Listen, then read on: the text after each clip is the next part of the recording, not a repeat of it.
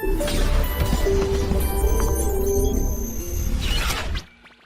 प्यारे बच्चों, मैं हूं आपका अपना Nikhil Srivastava sir, NS sir. हर कोई मुझे बहुत अच्छे से जान गया होगा अब तक। आज हम लोग स्ट्रेट लाइन का लेक्चर 2 स्टार्ट करने जा रहे हैं। लेक्चर 2 के अंदर हम लोग क्या क्या देखते हैं, आइए चलिए उसको नोट करते हैं। तो चलिए आगे बढ़ते हैं। आगे हम बात करने जा रहे हैं एंगल बिटवीन 2 लाइंस की। जैसे कि आपको पता है कि 2 स्ट्रेट लाइन, उनके पीछे एंगल की बात करनी। फोटो मैंने जनरेट कर रखी है। एक लाइन L1 दे रखी है, स्लोप θ1 है, एंगल θ1 है, स्लोप m1 रिप्रेजेंट कर रहा है। एक लाइन L2 है, स्लोप θ2 है, एंगल m2 रिप्रेजेंट कर रहा है। तो दिख रहा है आपको कि θ1 θ2 और अल्फा में रिलेशन क्या आएगा। तो अल्फा θ1 माइनस θ2, उसी में tan लगा देंगे तो फॉर्मूला बन जाएगा tan alpha modulus of m1 minus m2 upon 1 plus m1 into. Must remember, useful फॉर्मूले, यूजफुल रिजल्ट। ठीक है। On the basis of this particular formula हमसे बोल रहा है 2 लाइनें परपेंडिकुलर है। सब आपको पता है, सामने लिखा हुआ है। अगर 2 लाइनें परपेंडिकुलर, L1 परपेंडिकुलर L2 है, तो what is the relation between their slopes m1 and 2 -1 होगा। यहां से आ जाएगा, आपको दिख रहा है। उसी के करस्पॉन्डिंग अगर मेरे पास एक L1 की इक्वेशन दे रखी है, ax + by + c = 0, और मुझे उसके परपेंडिकुलर लाइन की इक्वेशन लिखनी है, तो मेरे प्यारे बच्चों हम क्या करेंगे, हम x और y की कोफिशिएंट को इंटरचेंज कर देंगे, उनके बीच के साइन को बदल देंगे और कांस्टेंट रिप्लेस करा देंगे। जो भी कंडीशन दे रखी है उससे ये कांस्टेंट हमारा निकल आएगा। Same condition for the parallel lines, कि अगर 2 लाइनें पैरेलल दे रखी हैं, L1 पैरेलल टू L2, तो हम बोलेंगे दोनों के स्लोप्स क्या होंगे, इक्वल, m1 = m2। पहले की इक्वेशन दे रखी है तो दूसरी की इक्वेशन में x और y का कोफिशिएंट सेम रहेगा, सिर्फ कांस्टेंट को हम चेंज कर लेंगे। अगर m1 m2 1 के बराबर होता है, ये कंडीशन ध्यान रखना, थोड़ा सा इंपॉर्टेंट है। अगर m1 m2 1 के बराबर होता है तो हम बोलते हैं lines are making complementary angles with the x axis. मतलब θ1 और θ2 में क्या रिश्ता है, तो θ1 + θ2 = π/2। क्लियर। नेक्स्ट आर्टिकल हमारा है length of perpendicular. Length of perpendicular सब कुछ पता है, इसलिए बहुत टाइम नहीं वेस्ट करूंगा। किसी लाइन पे किसी पॉइंट से अगर हम परपेंडिकुलर ड्रॉप करते हैं तो लेंथ ऑफ परपेंडिकुलर का फॉर्मूला आता है d = xy को रिप्लेस कर दो लाइन की इक्वेशन में, अपॉन डिवाइड कर दो √ x और y के कोफिशिएंट के होल स्क्वायर से। तो ax1 + b1 + c upon √a² + b²। याद रखना, इंपॉर्टेंट रिजल्ट है, काम का रिजल्ट है, मैनिपुलेशन में यूज होता है। ठीक है। आगे बढ़ते हैं। Distance between the parallel lines. 2 lines अगर पैरेलल दे रखी है तो उनके बीच के डिस्टेंस की बात करेंगे। सामने मैंने फोटो बना रखी है, ax + by + c1, ax + by + c2। तो जो डिस्टेंस आता है इनके बीच का वो आता है c1 - c2 upon √a² + b²। Correct है। मैनिपुलेशन की अगर बात करेंगे तो आपको दिख रहा है कि अगर मैं इस x1 y1 को यहाँ पर रिप्लेस करके लाइन खींच दूंगा तो ये ax1 + by1 किससे रिप्लेस हो जाएगा, c2 से रिप्लेस हो जाएगा। वही फंडा मैंने यहाँ पे यूज कर लिया है। एक ये रिजल्ट है कि अगर एक पैरेललोग्राम दे रखा है जिसके साइड्स के बीच का एंगल हमें पता है थीटा और हाइट्स पता है पैरेललोग्राम की P1 P2, यानी साइड के बीच का डिस्टेंस पता है, तो हम बोल सकते हैं जो एरिया होता है P1 P2 cos थीटा। पहली चीज P1 P2 cos थीटा। दूसरा रिजल्ट होता है कि अगर हमें चारों लाइंस की इक्वेशन पता है, ऑब्वियस सी बात है पैरेललोग्राम में तो स्लोप सेम होंगे, तो m1 m1 m2 m2। खाली फर्क किसमें होगा, कांस्टेंट में, c1 c2 as well as d1 d2। जो यहाँ पे सब P1 P2 cos थीटा सब आप यूज करेंगे और सिंपलीफाई करेंगे तो ये रिजल्ट आता है। याद रखिए कई बार यूज हो जाता है c1 - c2 * d1 - d2 upon m1 - m2 का मॉडुलस। ठीक है। चलिए आगे बढ़ते हैं। नेक्स्ट हमारा आर्टिकल है position of a point with respect to a line. यानी कि 2 पॉइंट्स अगर दे रखे हैं तो सेम साइड पे लाइन के अपोजिट साइड की लाइन पे कैसे इसको इंटरप्रेट किया जाता है, आइए उसको देखते हैं। तो भाई मुझे एक लाइन दे रखी थी ax + by + c, एक पॉइंट p लिया x1, एक पॉइंट q लिया x2 y2, और इन दोनों को ज्वाइन कर दिया जिसने लाइन को कट किया किसी पॉइंट m पे। अब अगर मैं आपसे बोलूं बेटा मुझे m के कोऑर्डिनेट दो, तो क्या आप p और q पे m के कोऑर्डिनेट दे सकते हैं? बिल्कुल दे सकते हैं। अगर आपको क्या मिल जाए, आपको इनके बीच का रेशियो मिल जाए या किस प्रोपोर्शन में ये काट रहा है, तो हम सेक्शन फॉर्मूला यूज कर लेंगे। तो मैंने मान लिया ये 1:λ का रेशियो था। क्या मान लिया, 1:λ का रेशियो था। क्या 1:λ का रेशियो मानने से आपके पास m के कोऑर्डिनेट्स आ जाएंगे? बिल्कुल आ जाएंगे। क्या m को इसके साथ सेटिस्फाई कर देंगे? बिल्कुल कर देंगे। क्या वहां से मुझे लैम्डा की वैल्यू दे देंगे? बिल्कुल दे देंगे। तो वो लैम्डा की वैल्यू मैंने लिख रखी है। क्या है lambda? -Times of ax2 + by2 + c upon ax1 + by1 + c। ax2 + by2 + c का क्या लॉजिक होता है? ax2 + by2 + c का लॉजिक होता है कि अगर मैंने q के कोऑर्डिनेट इस पे रखता, किस पे रखता, इस पे, तो जो एक्सप्रेशन बनती है, आई am not asking about the equation, I am telling about expression, तो जो एक्सप्रेशन बनती वो यही बनती। तो इसको हम लोग शॉर्ट में लिखने के लिए पढ़ते हैं L of Q, ऐसे नीचे वाले को पढ़ते हैं L of P, P की कोऑर्डिनेट रखते तो ये बनता, तो L of Q upon L of P with a minus sign. अब आइए अगर जो फोटो लिए रखी है मैंने, ये फोटो सही फोटो है तो लैम्डा का पॉजिटिव होना मस्ट है, तभी ये इंटरनल डिवीजन करेगा। तो लैम्डा अगर पॉजिटिव लिया तो ये पॉजिटिव होना चाहिए, तो ये पॉजिटिव होना चाहिए, तो इन दोनों का प्रोडक्ट डेफिनेटली नेगेटिव होना चाहिए। मतलब एल ऑफ क्यू और L of P opposite sign के होने चाहिए, और अगर अपोजिट साइन के होंगे दोनों कहां लाई करेंगे? अपोजिट साइड पे लाई करेंगे। L of P into L of Q अगर लेस देन 0 है तो पी और क्यू लाइन की कैसे है? अपोजिट साइन है, सेम इसका उल्टा। अगर L of Q and L of P greater than 0 है तो पी और क्यू क्या होंगे? पी एंड क्यू लाइन के सेम साइड पे होंगे।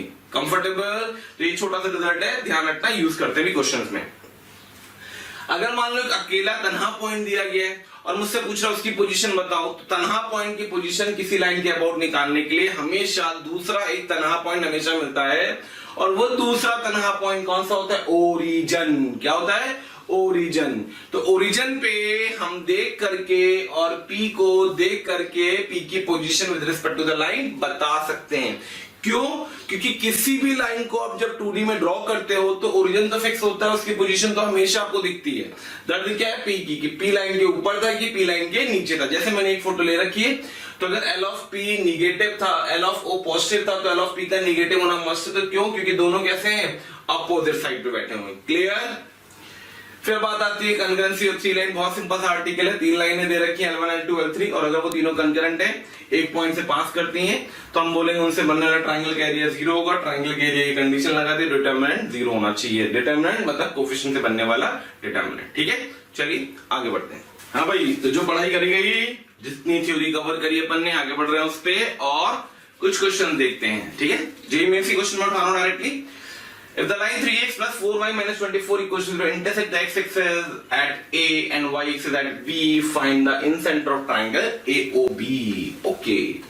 तो भाई ये जो incenter होता है ना, बड़ी जल्दी इनके क्वेश्चंस होते हैं। कैसे होते हैं? आइए, आप क्या करो, आप इस लाइन को ड्रॉ कर दो। तो जैसे ही आप ड्रॉ करोगे तो 3 से 8 गिरेगा, 4 से 6 गिरेगा, मतलब y पे 6 और x पे 8, मतलब लाइन कुछ ऐसे जा रही होगी।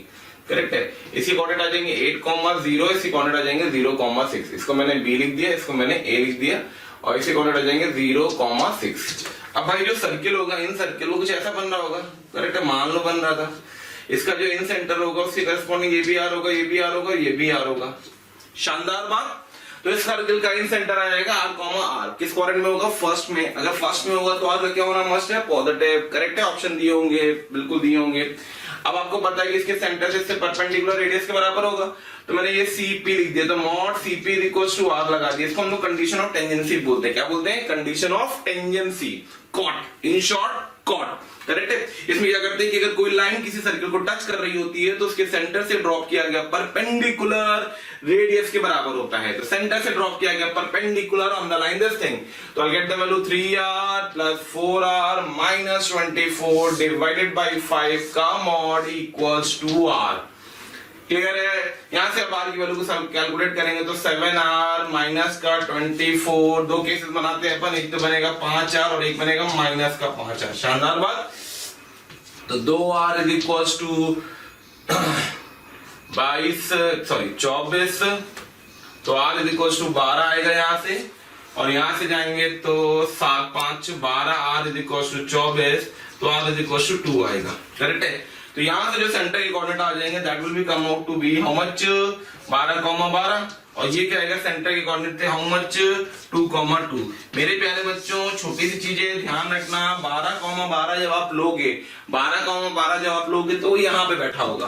कहां पे बैठा होगा? यहाँ पे बैठा होगा। करेक्ट है, क्योंकि जैसे ये किस साइड से परपेंडिकुलर देता है वैसे ही सेम किस साइड से परपेंडिकुलर देगा? यू। इसलिए कौन सा ऑप्शन रिजेक्ट होगा? 12,12 रिजेक्ट होगा। कौन सा एक्सेप्ट होगा? 2,2 एक्सेप्ट होगा। तो क्या पूछा था उसने? Find the incenter. तो इंसेंटर की कोऑर्डिनेट क्या आ गए? 2,2। ये समझाया? एक इस साइड आएगा और बेटा दूसरा उस साइड जाएगा। हमें उस साइड वाला रिजेक्ट करना, क्योंकि ट्राइंगल तो उसने नाम दे रखा कौन सा? AOB। तो AOO और B। शानदार बात। चलिए आगे बढ़ते हैं। Question number 22. Find the lines parallel to the line this thing at a distance of 3/5 from origin. A very simple question. ठीक है? बहुत ध्यान से देखना। एक लाइन के पैरेलल लाइन की इक्वेशन लिखनी है। करेक्ट है? तो जैसे अपन ने भी रूल पढ़ा एक लाइन के पैरेलल लाइन की इक्वेशन का, तो क्या रूल होता है? तो 4x सॉरी -3y प्लस 2 की जगह पे प्लस लैम्डा इक्वल्स टू 0 मैंने कर दिया। ये लाइन की इक्वेशन आ गई पैरेलल टू दिस लाइन। कितने डिस्टेंस पे है? 3/5। कहां से? ओरिजिन से। तो length of perpendicular from the origin lambda upon 5 का mod should be equals to 3/5। तो lambda should be equals to plus minus 3। तो लाइन की दो पॉसिबिलिटीज आएंगी, या तो लाइन की इक्वेशन होगी 4x, या तो लाइन की इक्वेशन होगी 4x minus 3y plus 3 equals to 0, या फिर लाइन की इक्वेशन हो जाएगी 4x minus 3y minus 3 equals to 0। You have the two choices. Question में शायद ये दिया हुआ था, जहां तक मुझे याद है क्वेश्चन में शायद बेटा ये दिया गया था कि उसने कुछ कोऑर्डिनेट दिए थे और उससे पूछा था कि कौन कौन से कोऑर्डिनेट है जो इसको सेटिस्फाई करेंगे इस लाइन की कंडीशन पे। तो आपने लाइन की इक्वेशन निकाल करके चारों ऑप्शन को चेक करना पड़ेगा। तो बेटा जब भी ऑप्शन चेकिंग वाला क्वेश्चन आता है मेरे प्यारे बच्चों, बहुत फोकस करना, बहुत स्पीड से। कई बार होता है सीधे हम वैल्यू पुट कर लेते हैं, मैच करा लेते हैं और आंसर हमारा दिख जाता है। ठीक है, चलिए आगे बढ़ते हैं क्वेश्चन नंबर 23 की तरफ। A point on the line 3x plus 5y equals to 15 which is the equidistant from the coordinate axis lies in which quadrant? भाई इस क्वेश्चन में क्या था ना, ये भी जेईई मेंस का क्वेश्चन है और इस क्वेश्चन में क्या दिया था ना, उसने क्वाड्रेंट के सिर्फ नाम दिए थे, first, second, third, fourth, first, fourth, second, fourth and so on. तो इसका तरीका क्या था, देखो बेटा, इसके लिए आप क्या करना, आप इस लाइन को ड्रॉ कर देना। तो जैसे आप इस लाइन को ड्रॉ करोगे तो ये लाइन गिरेगी x पे 5 और y पे 3, तो ये लाइन कुछ ऐसे आएगी। क्लियर है? और उसने बोला इस लाइन पे पॉइंट बताओ जो इक्विडिस्टेंस है फ्रॉम द कोऑर्डिनेट एक्सिस। जो भी पॉइंट कोऑर्डिनेट एक्सिस से इक्विडिस्टेंस होते हैं वो सिर्फ दो लाइनों पे लाई करते हैं बेटा। एक होती है y इक्वल्स टू x, दूसरी होती है y इक्वल्स टू -x। तो व्हाट यू डू, आप y equals to x line एक तो ड्रॉ कर दो, करेक्ट है, y इक्वल्स टू x, और एक लाइन आप ड्रॉ कर दो y equals to -x, y equals to -x। आपको दिख जाएगा इन दोनों सिचुएशन से कि एक पॉइंट तो यहां बैठा है और एक पॉइंट यहां बैठा हुआ है, यानी कि जो हमारा आंसर आएगा कौन कौन से क्वाड्रेंट से आएगा, first and second quadrant, first and second quadrant. ये तरीका, इन सब चीजों पे फोकस करना, प्योर ज्योमेट्री एप्लीकेशन। आपको बहुत ध्यान से एक चीज ध्यान रखनी है बच्चों कि आप कभी भी किसी भी क्वेश्चन को करते वक्त इस चीज पे जरूर फोकस करें, क्या कि आपने जो किया है वो किस लेवल पे किया है, क्योंकि कई क्वेश्चन में हमें कैलकुलेशन की जरूरत नहीं होती है। ठीक है, चलिए आगे बढ़ते हैं। नेक्स्ट क्वेश्चन हमारा क्वेश्चन नंबर 24 क्या कह रहा है, if a point a comma a square lies between the lines L1 and L2 find the range of A। बहुत सिंपल सा क्वेश्चन है, रेंज की बात कर रहे हैं, 24 क्वेश्चन है। ठीक है, दो लाइनें दे रखी हैं, एक line x plus y equals to 2, दूसरी है x plus y equals to 3/4। तो एक लाइन आ गई L2 और एक लाइन आ गई L1। ठीक है, और एक पॉइंट है P जो इसके बीच में बैठा हुआ है। तो हमें दिख रहा है ओरिजिन से अगर हम पोजीशन चेक करेंगे कि इसके बीच में बैठा हुआ है तो L2O और L2P और L1O और L1P। तो जरा देखिए L2 के रिस्पेक्ट में और कोई कैसे साइड पे है, अपोजिट साइड पे, तो ये दोनों तो अपोजिट थे, और L1 के रिस्पेक्ट में O और P क्या है, सेम साइड पे है, तो सेम साइड पे है। तो अगर ये सेम साइड, ये अपोजिट साइड पे तो अपोजिट साइन लेंगे, सेम साइड पे तो सेम साइन लेंगे। तो हम सबसे पहले L2O चेक कर रहे हैं, L2O आएगा लेस देन 0, तो L2O अगर लेस देन 0 तो L2P क्या होगा, ग्रेटर देन 0। L1O है लेस देन 0 तो L1P भी क्या होगा, लेस देन 0। यहां से और यहां से दो इनइक्वालिटी मिल जाएंगी आपको।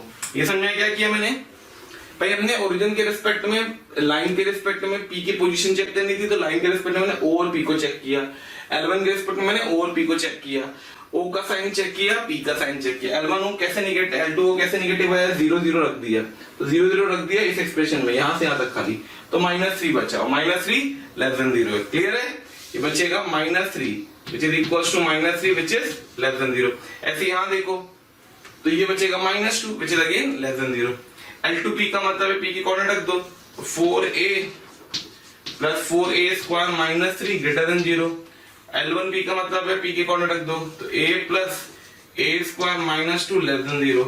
दो इनइक्वालिटी दे रखी है, दोनों को सॉल्व कर लेना और 1 और 2 से हमारा सोल्यूशन आ जाएगा। सोल्यूशन मैं नहीं कर रहा हूँ, सॉल्व आप कर लोगे, ऐसा मैं आपसे एक्सपेक्ट कर रहा हूं। मैं सीधे आंसर बता देता हूं आपको। तो from 1 and 2 you have to solve these two inequalities, you'll get your answer, and your answer is A belongs to -2 से -3/2 यूनियन हाफ से 1। करेक्ट है। ये तो हो गया देसी मेथड। एक होता है विदेशी method, international method. You people are international, we work accordingly. इसका एक मेथड क्या होता है वो समझना, ठीक है। मैं थोड़ा सा शॉर्ट में एक्सप्लेन करूंगा, बहुत डिटेल में तो नहीं जाऊंगा। करना आपको, मैं हिंट दे रहा हूँ बस खाली, भाई टाइम इतना नहीं है कि मैं आपको सारे मेथड दे पाऊंगा, बट हाँ आपको हिंट जरूर दे दूंगा हर एक क्वेश्चन की। करेक्ट है। जिसमें भी जो भी अच्छी अप्रोच होती है, मुझे जो ज्योमेट्रिकली अच्छी लगती है। आप जरा इस पॉइंट को ध्यान से देखिए तो आपको दिखेगा PA, एक ऐसा वेरिएबल पॉइंट है जो एक कर्व पे बैठा हुआ है। वो कर्व कौन सा है? PA lies on y is equals to x square। कौन सा curve? y is equals to x square। तब आप क्या करो, आप दोनों लाइनें ड्रॉ कर दो और y is equals to x square draw कर दो। तो जैसे y is equals to x square draw करोगे आपको ये फोटो मिल जाएगी। इस फोटो के करस्पॉन्डिंग जब भी पॉइंट P इसके बीच में होगा, इसके बीच में होगा, हमेशा लाइंस के बीच में होगा। तो आप ध्यान से ऑब्जर्व करना, ये एक पॉइंट ऑफ इंटरसेक्शन आएगा, ये एक पॉइंट ऑफ इंटरसेक्शन आएगा, ये एक पॉइंट ऑफ इंटरसेक्शन आएगा और ये एक पॉइंट ऑफ इंटरसेक्शन आएगा। जो हमारा A होगा वो यहां से यहां तक लाई कर रहा होगा। फिर आंसर चेक कर लीजिए तो आपको मिल जाएगा -2 से -3/2 एंड हाफ से 1। कंफर्टेबल। तो ये एक और अप्रोच होती है, ग्राफिकली अप्रोच करना। आईटी में इसमें बहुत अच्छा क्वेश्चन आया हुआ है एडवांस में, तो जब आएगा तब अपन डिस्कस करेंगे, ठीक है। हाँ तो प्यारे बच्चों आगे बढ़ते हैं। क्या है next article? Family of line, short में बोलते हैं F1। Very important article. क्यों इंपॉर्टेंट है? क्योंकि पहली चीज तो ये स्ट्राइक नहीं करता है पेपर में, किस तरीके से करना है ये हमें स्ट्राइक ही नहीं करता है। तो मेरे प्यारे बच्चों बहुत फोकस करना है इसकी स्ट्राइकिंग पे। क्या फंडा है आइए उसको देखते हैं। टाइप 1 क्या कहता है इसके अंदर कि दो लाइनें अगर दे रखी हैं आपको L1 और L2, तो उन दो लाइनों के पॉइंट ऑफ इंटरसेक्शन से पास करने वाली दुनिया भर की लाइनें होंगी। मतलब मेरा आपसे एक बहुत ही साधारण सा प्रश्न। क्या प्रश्न ये है कि क्या कोई एक लाइन कितने पॉइंट से पास कर सकती है? एक लाइन को डिफाइन करने के लिए मैं एक लाइन पास तो इनफाइनाइट पॉइंट से करती है, लेकिन अगर वो ही यूनिक लाइन होगी तो उसको कम से कम 2 पॉइंट पे डिफाइन होना, 2 पॉइंट से पास करना मस्ट होगा। यहाँ पे बात हो रही कि एक पॉइंट से कितनी लाइनें पास कर सकती हैं? तो एक पॉइंट से इनफाइनाइट लाइनें पास कर सकती हैं। उन सारी इनफाइनाइट लाइनों को क्लब करके फैमिली बनती है, उस फैमिली को हम बोलते हैं फैमिली ऑफ लाइंस। कैसे इंटरप्रेटेड होता है उसको समझते हैं। तो अगर आपके पास एक L1 दे रखा और एक L2 दे रखा और आपसे कह रहा है कि लाइंस की इक्वेशन बताओ जो इस पॉइंट ऑफ इंटरसेक्शन P से पास करती हैं, तो उसकी इक्वेशन होती है L1 plus lambda L2 is equal to 0। Lambda मतलब डिफरेंट वैल्यूज ऑफ लैम्डा के डिफरेंट लाइंस आप बनाएंगी। क्लियर है? पॉइंट ऑफ इंटरसेक्शन से पास करने वाली दुनिया भर की लाइनें हो सकती थी, उनकी इक्वेशन ये होगी। चलिए इसका टाइप 2 क्या कहता है? टाइप 2 कहता है कि अगर हम किसी वेरिएबल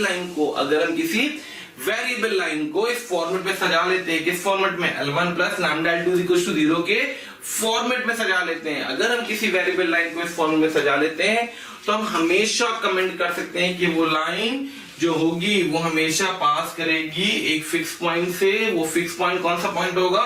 तो फिक्स पॉइंट होगा L1 और L2 का पॉइंट ऑफ इंटरसेक्शन। क्लियर? इसके भी आप पे अपने पास एक छोटा सा आर्टिकल है, ध्यान रखना है कभी भी किसी पैरेललोग्राम की जिसकी चारों साइड से हमें पता है डायगोनल्स की इक्वेशन निकालनी होगी तो बहुत सारे तरीके होते हैं। उसमें एक तरीका मैंने डायरेक्ट लिख रखा है कि आप क्या करो, अगर आपको AC वाला डायगोनल चाहिए तो AC वाले डायगोनल के नीचे दोनों लाइनों का प्रोडक्ट करो, ऊपर की दोनों लाइनों का प्रोडक्ट करो, उनको सबट्रैक्ट कर दो, आपके डायगोनल की इक्वेशन डराइव हो जाएगी। क्लियर है? क्लियर? इसका प्रूफ देने का ठीक है, मैंने एक ट्रिक टाइप की दे रखी है, आप इसको इंटरप्रेट कर लेना, सिंप्लीफाई करके ऑब्जर्व कर लेना, आता है। ठीक है, अब बात आती है कि आइए फैमिली ऑफ लाइन के अंदर अपन 2 क्वेश्चन देखते हैं। ठीक है, दोनों टाइप पे मैंने एक ही क्वेश्चन ले लिया।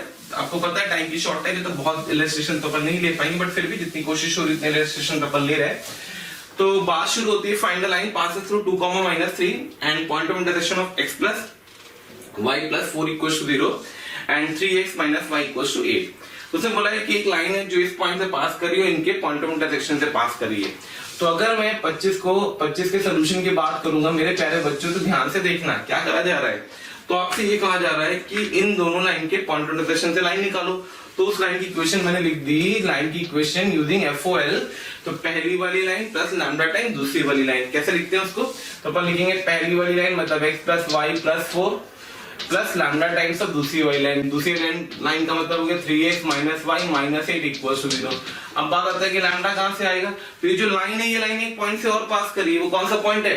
2, -3। तो this line also passes on the point 2, -3। तो 2, -3 को उसको सेटिस्फाई करो तो 2 प्लस -3 प्लस 4 मतलब अल्टीमेटली आ जाएगा 3 plus lambda times of. Thank you so much हमें इतना सारा प्यार देने के लिए। हजारों स्टूडेंट्स हमारा ये वीडियो लेक्चर्स जो आपको दिख रहा है इसका फ़ायदा उठा रहे हैं, और आप भी अगर इसका फ़ायदा उठाना चाहते हैं तो नीचे डिस्क्रिप्शन लिंक में क्लिक करें और अपना जो भी इनरोलमेंट है उसको सुनिश्चित करें। साथ ही जिन बच्चों को डाउट सॉल्विंग और स्टडी मटेरियल से रिलेटेड कोई भी इशू आ रहा है वो हमारे प्रीमियम कोर्स को इनरोल कर सकते हैं डिस्क्रिप्शन बॉक्स में जा करके। 3 6 6 3 9 9 में से 8 गया, -1 should be equals to 3 दूनी 6 6 3 9 में से 8 गया +1।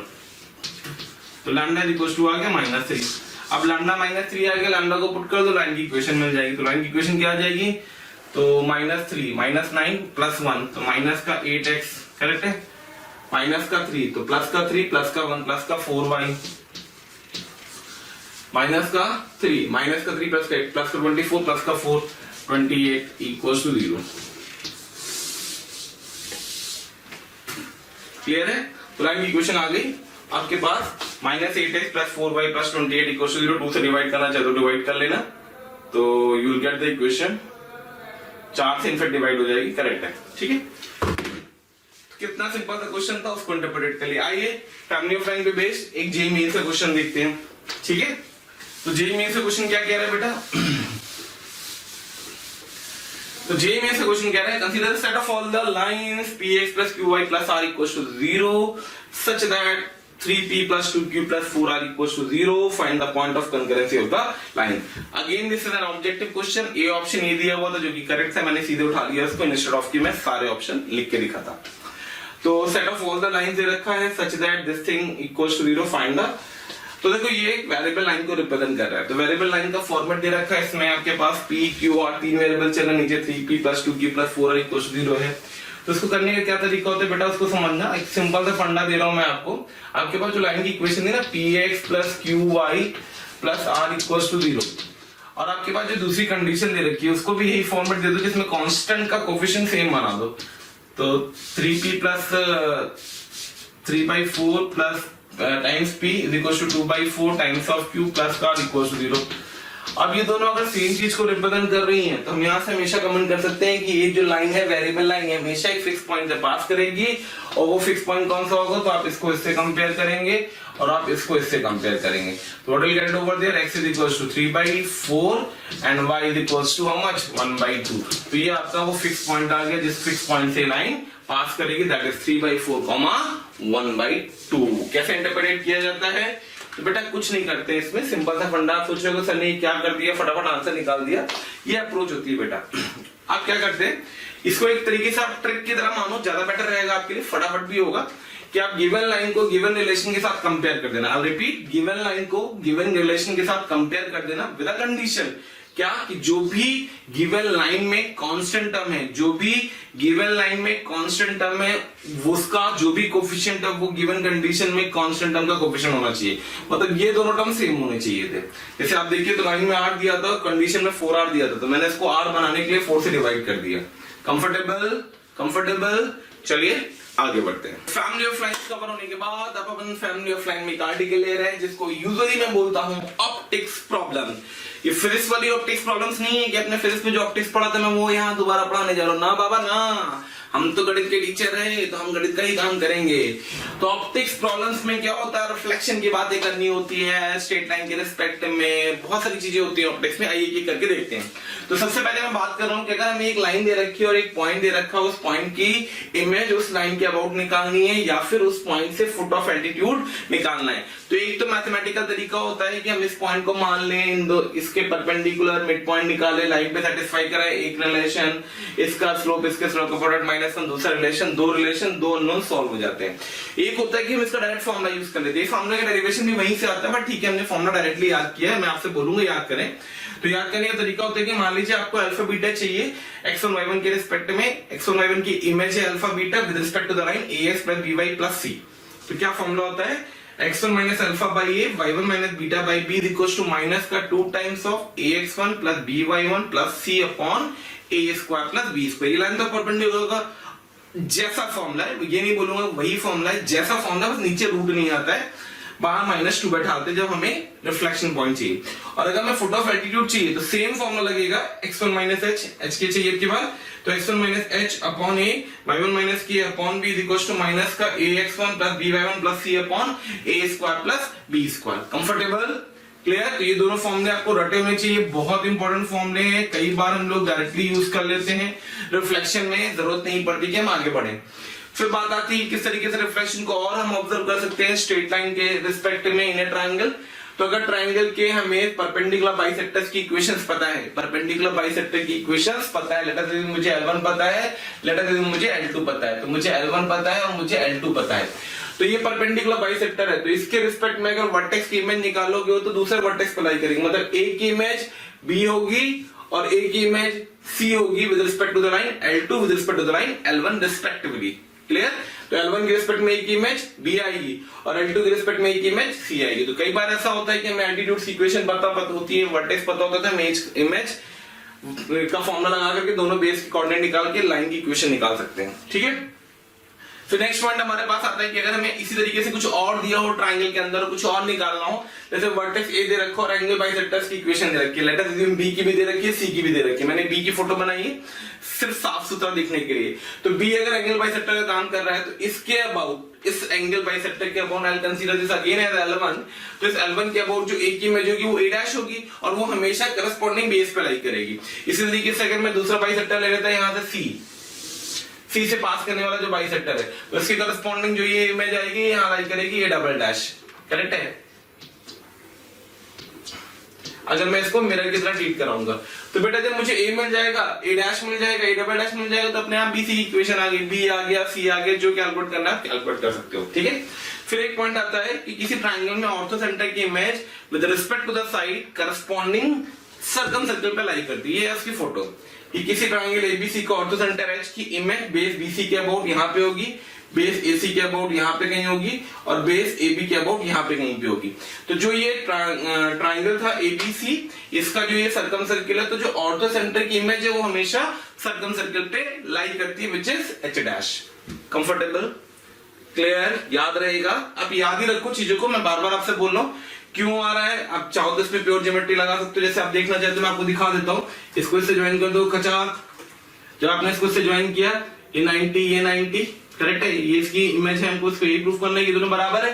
ठीक है, ये 90 डिग्री हो गया, ये 90 डिग्री, ये 90 डिग्री, ये साइड हो गई और जितना एंगल ये होगा इसके करस्पॉन्डिंग उतना एंगल ये होगा, उतना एंगल ये होगा, तो उसके करस्पॉन्डिंग उतना एंगल इसके करस्पॉन्डिंग ये बनेगा और ये बनेगा, तो ये एंगल और ये एंगल बराबर आएगा और ये एंगल जितना होगा उतना ये, तो ये दोनों एंगल बराबर हो जाएंगे, दोनों ट्रायंगल कॉन्ग्रुएंट हो जाएंगे, दोनों ट्रायंगल कॉन्ग्रुएंट हो जाएंगे, तो ये लेंथ तो ये लेंथ बराबर आ जाएगी। कंफर्टेबल। फिर आते हैं मेजर रिफ्लेक्शन की बात करते हैं। तो जब हम लॉ ऑफ रिफ्लेक्शन पढ़ते हैं, फर्स्ट लॉ ऑफ रिफ्लेक्शन आपको पता होगा, incident ray, normal, reflected ray, mirror सब इक्वल एंगल पे डिवाइड होते हैं। ठीक है, तो एक इंसिडेंट रे, एक रिफ्लेक्टेड रे, एक नॉर्मल और एक मिरर है। कई बार ऐसा होता है कि दो दी जाती है, दो पूछी जाती है, कौन सी दो दी गई है, कौन सी दो पूछी गई है, सब डिपेंड करता है। मैं आपको कुछ मेथड बता रहा हूँ। ठीक है, कई बार ऐसा होता है कि इंसिडेंट रे दी होती है, मिरर दी होती है, रिफ्लेक्टेड रे मांग रहा होता है। तो अगर इंसिडेंट रे गिवन और मिरर गिवन और हमसे रिफ्लेक्टेड रे मांग रहा है तो बेटा हम क्या करेंगे, इंसिडेंट रे में एक वेरिएबल पॉइंट कोई भी ले लेना जो तुम्हारी मर्जी, उसका रिफ्लेक्शन निकाल देना मिरर के अबाउट, तो ये डेफिनेटली रिफ्लेक्टेड रे पे लाई करेगा। तो आप यहाँ से फैमिली ऑफ एन की इक्वेशन लिख करके इस पॉइंट को सेटिस्फाई करा देना। सेम फंडा यहाँ पे, ये दोनों एंगल बराबर होंगे एज वेल एज ये दोनों एंगल बराबर होंगे, एज वेल एज ये दोनों लेंथ बराबर होंगे। तो इस तरीके से अपने पास वेराइटीज ऑफ मेथड्स आ जाते हैं जिससे हम इक्वेशन का यूज करके और इन सब में फैमिली ऑफ एन का एप्लीकेशन करना कैसे करा जाता है, आइए क्वेश्चन से देखते हैं। ठीक है, तो चलिए फिर अब हम आगे बढ़ते हैं और नेक्स्ट हम कवर करने जा रहे हैं कुछ क्वेश्चंस जो अपन ने अभी थ्योरी पढ़ी ऑप्टिक्स प्रॉब्लम, उसके कुछ क्वेश्चंस की। ठीक है, तो सबसे पहली बात करने जा रहे हैं क्वेश्चन नंबर 27। क्वेश्चन नंबर 27 बहुत ही शानदार सिंपल सा question. Find the image of a point with respect to the line this thing. एक पॉइंट की इमेज निकालनी with respect to a line. जैसे कि आपको पता है कि हमें फॉर्मूला पता है, मतलब मैं फोटो बनाना चाहूं तो फोटो बना देता हूं। लाइन की इक्वेशन है 2x - 3y + 4 = 0। शानदार बात। पॉइंट की कोऑर्डिनेट क्या है -1, 2। शानदार बात। क्या हमको इसकी इमेज चाहिए? बिल्कुल चाहिए। क्या लिखेंगे? P dash. नाम क्या रखेंगे? Alpha beta. क्या नाम रखेंगे? Alpha and beta. मेरे प्यारे बच्चों फॉर्मूला याद है, कोई पढ़ना नहीं पलटेगा, चीटिंग नहीं, फॉर्मूला याद होना चाहिए। बिल्कुल शानदार बात। फॉर्मूला याद है, अप्लाई करते हैं। तो gate the value x + 1 x + alpha + 1/2 = beta - 2/-3 -2 आएगा कि नहीं आएगा? बिल्कुल आएगा। क्यों? क्योंकि हम रिफ्लेक्शन पॉइंट की बात करें ना कि फुट ऑफ एल्टीट्यूड की। तो -2 टाइम्स ऑफ 2 * -1 - 3 * 2 प्लस का 4 डिवाइडेड बाय नीचे क्या आएगा? 2 का स्क्वायर 4, 3 का स्क्वायर 9, 9 4 13। अरे वाह भाई वाह, 13 आ गया। 13 क्या आया? 13। सिंप्लीफाई कर लेते हैं। तो अल्फा + 1/2 = बीटा - 2/-3 क्या आएगा? ये देखते हैं। तो जब हम इसको कैलकुलेट करने जाएंगे तो क्या बन रहा है वो देखते हैं। तो -2 - 6 - 8 + 4 -4 - 2 + 8 8/13। बहुत शानदार बात है। यहाँ से अल्फा आ गया कितना? 8 दूनी 16 -13 3/13। बहुत शानदार बात। और बीटा कितना आ गया? बीटा आ गया 8 × 3 = 24 माइनस का 24/13 प्लस 26 24 26 2/13। बहुत ही शानदार बात है। अल्फा आ गया 3/13 और बीटा आ गया 2/13। देखिए क्या हमने 2 मिनट में फॉर्मूला लगाते ही आंसर निकाल दिया। अदरवाइज आप पॉइंट लिखते, रिफ्लेक्शन लगाते या स्लोप का फॉर्मूला यूज करते, जो भी। तो भैया कई चीजें कोऑर्डिनेट ज्योमेट्री में बार बार फोकस कर रहा हूँ, इस चीज को ध्यान रखें कि कई चीजें कोऑर्डिनेट ज्योमेट्री में हमें ये याद रखनी पड़ेंगी क्या कि हम किस तरीके से मैनिपुलेट कर रहे हैं। ठीक है, कहाँ फॉर्मूले की जरूरत है, कहाँ डायरेक्ट जरूरत है। चलिए आगे बढ़ते हैं। तो भाई अगला क्वेश्चन क्या है? जेईई मेंस का क्वेश्चन। कई बच्चे मुझसे क्वेश्चन पूछते रहते हैं कि सर जी ऑप्टिक्स प्रॉब्लम पढ़ा देते हो, आता जाता तो है नहीं। लो भैया 2013 में आया था, बुरो सर 2013 2020। अरे भाई 10 साल के अंदर की तो सारी चीजें हम पढ़ेंगे कम से कम 10 साल के अंदर, मतलब जो लास्ट 10 इयर्स हैं उसमें जो आया है वो तो पूरी तरीके से हमें आना चाहिए। हम ये कह ही नहीं सकते हैं कि इनमें से ये चीज नहीं आएगी या ये चीज जरूर आएगी। तो कृपया इस चीज को ध्यान रखें कि आपको लास्ट 10 ईयर मतलब फ्रॉम द 2011 टिल 2020, मतलब आप 2010 मान लो, 2010 से लेकर के 2020 की जनवरी तक के जितने पेपर हैं वो सब आप सॉल्व करेंगे जेईई मेंस के रिस्पेक्ट में। क्लियर? चलिए तो फाइन आपको क्या चाहिए? Ray of light along the line this thing it gets reflected upon reaching x axis, find the equation the reflected. Okay भाई, तो क्या कहा उसने? आइए उसको देखते हैं। उसने बोला एक लाइट रे थी। क्या थी? लाइट रे थी। बहुत शानदार बात थी। तो थी तो एक लाइट रे थी। तो हम पहले उसको ड्रॉ कर देते हैं। क्यों? क्योंकि उसने बात कर रखी है, हम भी एक्स एक्सिस और वाई एक्सिस की बात करेंगे। अच्छा मेरे प्यारे बच्चों, तो भाई लाइन ड्रॉ करने के लिए सबसे पहले क्या करते हैं? y0 रख दो तो x आ जाएगा। x कितना आ गया? √3। कितना आ गया ये? √3, 0। फिर हम x0 कर देंगे, y की वैल्यू आ जाएगी 1। कितना आ जाएगा? 0, 1। हमारी लाइट कुछ ऐसी दिख जाएगी। करेक्ट है? जाएगी तो खैर आगे भी उसने बोला एक्सिस पे पढ़ने के बाद रिफ्लेक्ट कर जाएगी। मतलब ये हमारी इंसिडेंट रे होगी, ये हमारी रिफ्लेक्टेड रे होगी। क्लियर? थोड़ा सा फोटो साफ साफ बना लो जिससे आपको फील आए, क्योंकि मैं इस क्वेश्चन को फील से ही करके दे दूंगा। ज्यादा कैलकुलेशन हमें करने की जरूरत ही नहीं पड़ती है। ठीक है, अब पूरे क्वेश्चन सिर्फ इस एंगल पर डिपेंड कर रहा है। अगर मैं आपको ये एंगल दे दूं तो क्या आप मुझे रिफ्लेक्टेड रे की इक्वेशन दे दोगे? क्योंकि ये इंसिडेंट रे थी आपकी जो ऐसे आई है और ये रिफ्लेक्टेड रे जो ऐसे गई है। अगर मैं आपको ये एंगल दे दूं तो ये पॉइंट पता है, एंगल पता, लाइन की इक्वेशन लिख दोगे फटाफट, बिल्कुल शानदार तरीके से लिख देंगे सर हम, कोई दिक्कत नहीं हमें होगी। ओके देन, बहुत ही सिंपल सी चीज। एक तरीका। दूसरा तरीका, मैं एंगल निकाल। दूसरा तरीका, मैं इसका यार रिफ्लेक्शन निकाल लूं। तो ये तीनों पॉइंट क्या होंगे? ये कौन सा पॉइंट होगा? 0, -1। तो भाई हम इसको ज्वाइन करने वाली लाइन की इक्वेशन लिखेंगे तो वही रिफ्लेक्टेड रे की इक्वेशन होगी। एक तरीका। ठीक, तो ये दो तरीके, कुछ भी आप इंटरप्रेट कर सकते हो। खैर अगर मैं आपसे पूछूं हाउ मच दिस एंगल, तो ये एक है, ये 1/√3 होता है, 30 डिग्री है। तो अगर ये 30 है तो ये भी 30 होगा, ये ध्यान रखना। ठीक है, दूसरा तरीका मैंने आपको बताया कि इसकी इमेज निकाल ली और तीनों को क्लीनर लगा दिया, तो वहां से लाइन की इक्वेशन लिख दोगे आप। ठीक है, कोई भी तरीका। तो लाइन की इक्वेशन लिखनी है, हम लिखेंगे y minus 0 is equals to 1/√3 into x minus √3। आपको पता है मैंने क्या किया? बिल्कुल सब पता है क्या किया, वेरी गुड, लिख ले। तो यहाँ से आपके लाइन की इक्वेशन आ गई √3y is equals to x minus √3। कोई ना कोई एक ऑप्शन डेफिनेटली इसको सेटिस्फाई कर रहा होगा। तो फास्ट तरीका क्या है? स्लोप से कर लो, इलिस्ट्रेट ऑफ पॉइंट निकालो, रिफ्लेक्शन निकालो। यहाँ पे तो बहुत आसानी से आ गई चीजें। क्यों? क्योंकि उसने एक्स एक्सिस को किसकी तरह ट्रीट कराया है? मिरर की तरह ट्रीट कराया है। आया समझ में? बहुत शानदार बात। चलिए आगे बढ़ते हैं। Next question is a good question. ठीक है, question number 29 is a good question. मेरे प्यारे बच्चों ध्यान देना, question number 29 is a very good question, not only good, in fact very good question. ठीक है, तो I put the star in this. बहुत अच्छे कंसेप्ट को ये कवर कर लेगा, इस चीज को आप ध्यान रखना। क्या कवर करता है, कैसे कवर करता है, ये सब देखते हैं। तो भाई उसने बात करी क्वेश्चन नंबर 29 में कि सर जी एक पॉइंट ए है, एक पॉइंट बी है, एक पॉइंट लाइन पे मूव कर रहा है, उसकी कोऑर्डिनेट बताओ जब ये कंडीशन हो। तो ठीक है भाई, पहला केस कवर करना था हमें, तो पहले केस पे हम चले गए। ठीक है, तो लाइन कौन सी है? y इक्वल्स टू x, तो I draw the line y equals to x, y equals to x। ठीक है, a पॉइंट क्या है? 3,4 यहां कहीं होगा। ठीक है, a ले लिया। b पॉइंट क्या है? 7,13, तो b यहां कहीं होगा, b ले लिया। कोऑर्डिनेट लिखेंगे नहीं, जरूरत नहीं है इसलिए। तो ये हमारा b पॉइंट आ गया, ये हमारा a पॉइंट आ गया, ये हमारी लाइन आ गई।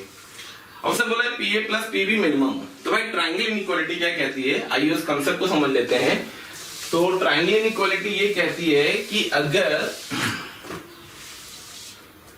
कि आपके पास ट्रायंगल की दो साइड का सम हमेशा बड़ा होगा तीसरी साइड से और हमेशा छोटा होगा इनके डिफरेंस से। ठीक है, सिंपल सा फंडा है ट्रायंगल इनइक्वालिटी का। तो उसने बोला है PA प्लस PB मिनिमम हो, तो PA प्लस PB मिनिमम हो सकता है सिर्फ AB के बराबर। अब AB के बराबर तो इसमें होगा ही नहीं, उसका क्या तरीका होता है ये वो देखिए। आप क्या करो, इसके अबाउट इसकी इमेज निकाल दो। जैसे इसके अबाउट इसकी इमेज निकालोगे और इन तीनों को कोलिनियर कर दो, तो ये वो बैठा हुआ है P पॉइंट। ऐसा क्यों हुआ देखना, जितना डिस्टेंस ये PA होगा क्या उतना डिस्टेंस ये भी होगा। तो उसने बोला PA plus PB, PA plus PB, मैं उसको लिख देता हूं PA डैश प्लस PB। तो यानी कि P पॉइंट अगर AB पे बैठा होगा तो ही PAB minimum, PA plus PB minimum होगा। तो देखो मैंने तीनों को कोलिनियर कर दिया, बस सिंपल सा फंडा। लैम्डा कॉमा लैम्डा मानो, ये पॉइंट कितना था? ये पॉइंट अपने पास 7,13, ये पॉइंट कितना था? ये पॉइंट अपने पास 3,4, 3,4 का रिफ्लेक्शन निकालेंगे y इक्वल्स टू x के अबाउट 4,3 आएगा, इसकी इमेज है। ठीक है, रिफ्लेक्शन का एप्लीकेशन देखिए, क्या तीनों पॉइंट्स कोलिनियर हैं? लैम्डा की वैल्यू निकाल लेंगे आप, तो यहां से आप कोलिनियरिटी या स्लोप कुछ भी कर देना। तो lambda minus 3 upon lambda minus 4 is equals to 13 minus 3 upon 7 minus 4। यहाँ से आप लैम्डा की वैल्यू निकाल देंगे तो आपका पहले पार्ट का आंसर आ जाएगा, वहां से P के कोऑर्डिनेट आ जाएंगे। क्या आएंगे मैं भी बता दूंगा आपको। ठीक है, कैलकुलेशन मैं नहीं कर रहा हूँ, बहुत सिंपल सा फंडा है, कैलकुलेट आपको करना है। Come to the second part. Second part में से क्या बोला? PA plus PB, PA minus PB minimum. अब बताओ PA माइनस PB मिनिमम कब होगा? PA माइनस PB मिनिमम तब होगा एक मॉड की वैल्यू मिनिमम जिससे आपको मोहब्बत है 0। तो PA माइनस PB का मॉड क्या होना चाहिए? मिनिमम कितना होगा? 0, और 0 होने का मतलब है PA इक्वल्स टू PB हो जाए। लो भाई फिर से फोटो बना दी मैंने। y इक्वल्स टू x तो ऐसे ही लाई करेगा, ये यहाँ था, B यहाँ था, तो ये B था, ये A था, और इसको इक्वल होना तो इसका परपेंडिकुलर बाइसेक्टर ड्रॉ कर दो। तो जैसे ही परपेंडिकुलर बाइसेक्टर ड्रॉ करोगे जहां काटेगा तो ये डिस्टेंस और ये डिस्टेंस बराबर आएगा। अब की बात मान ली P की कोऑर्डिनेट है म्यू कॉमा म्यू, क्या थे? Mu comma mu. तो इन दोनों को सॉल्व करेंगे, यहाँ से P की कोऑर्डिनेट निकाल लेंगे। फंडा मैं छोड़ रहा हूँ, कैलकुलेशन आप करेंगे। अरे क्या करना है, लाइन पता है? बिल्कुल पता है। क्या इसके परपेंडिकुलर लाइन की इक्वेशन लिख सकते हो? शानदार तरीके से लिख सकते हो। किसके साथ सॉल्व करोगे? y इक्वल्स टू x के साथ क्या आ जाएगा? म्यू की वैल्यू आ जाएगी। डन। आप तो सॉल्व ही मत करना, आपको इस लाइन की इक्वेशन लिख करके उसपे P को सेटिस्फाई करा देना, म्यू में आप सॉल्व हो जाएगा। Come to the third case, PA minus PB maximum. अब PA माइनस PB मैक्सिमम किसके बराबर होगा? AB के। तो P A minus PB maximum हो, तो P A minus PB maximum हो। तो जब मैं पी ए माइनस पीबी की मैक्सिमम की बात कर रहा हूँ, मतलब मैं थर्ड की बात कर रहा हूँ, तो P A minus PB maximum हो। तो बेटा P A minus PB maximum होने के लिए फिर से कुलीनियर होना पड़ेगा, लेकिन अब की बार ए यहाँ था, बी यहाँ था, तो पी को ऐसे होना पड़ेगा। इसको मान ले टी कॉमा टी था, इस बार टी कॉमा टी था, तब की बार ये फिर से आगे 3,4 7,13, फिर से स्लोप इक्वेट कर दो, तो 13 माइनस 4 अपॉन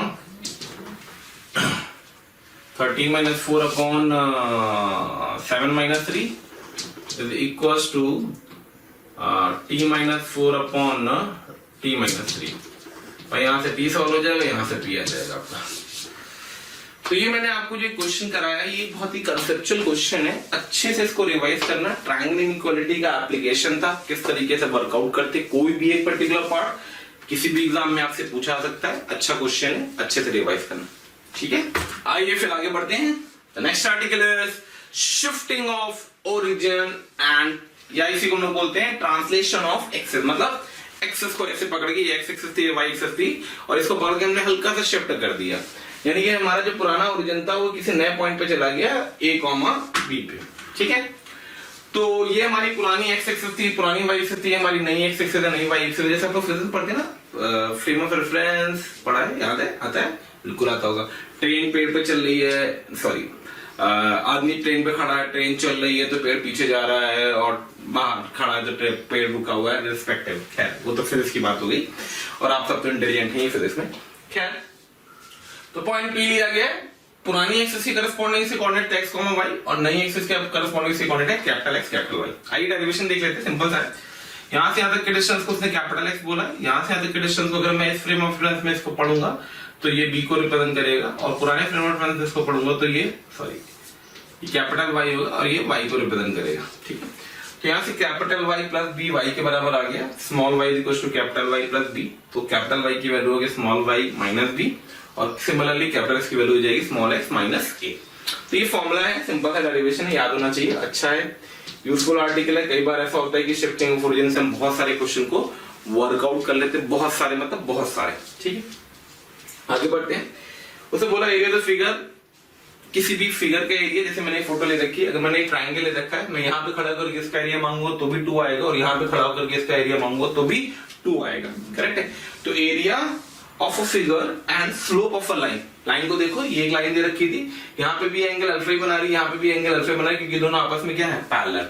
तो कभी भी शिफ्टिंग से आपके area of figure and slope of line में कोई फर्क नहीं पड़ता है। Area of figure and slope of line remain unchanged, change नहीं होता है शिफ्टिंग ऑफ ओरिजिन से, ठीक। आइए क्वेश्चन देखते हैं, बहुत ही सिंपल सा क्वेश्चन दिया, find the transformed equation of the line this thing if origin is shifted to the point 3, -1। कई बच्चे हमें कंटिन्यूअसली मैसेज करते हैं, सर इस टॉपिक पे वीडियो बनाइए, सर उस टॉपिक पे वीडियो बनाइए। तो उसके लिए मेरा आप सबसे ये सजेशन है कि आप हमारे यूट्यूब चैनल को सब्सक्राइब करें और बेल आइकन को हिट करें, जिससे आपको सारे नोटिफिकेशन प्रॉपर मिलते रहे। रीजन इसका क्या है कि कई बार ऐसा होता है कि जिस टॉपिक की आप डिमांड कर रहे हो उसकी वीडियोस ऑलरेडी हमने बना रखे हैं और यूट्यूब चैनल पे हमारे पड़े हुए हैं, तो वो सारे नोटिफिकेशन आपको प्रॉपरली टाइम टू टाइम मिलते रहे। इसके लिए आप हमारा जो यूट्यूब चैनल है उसको सब्सक्राइब करें और हमारा बेल आइकन को हिट करें। ओरिजिन को 3, -1 पे अगर हमने शिफ्ट किया तो जो लाइन थी वो पहले कुछ थी, नई कुछ हो जाएगी। तो क्या नहीं हो जाएगी, इसको अप्लाई कैसे करते हैं वो देखें। बेटा ये आर्टिकल आप सोच रहे हो कि स्ट्रेट लाइन में पढ़ रहे हैं, लेकिन बेटा इसका एप्लीकेशन आता है, कोनिक सेक्शन में आपको इसका एप्लीकेशन दिखेगा, सर्किल में आपको इसका एप्लीकेशन दिखेगा, इसलिए इसको ध्यान से याद रखना, ठीक है।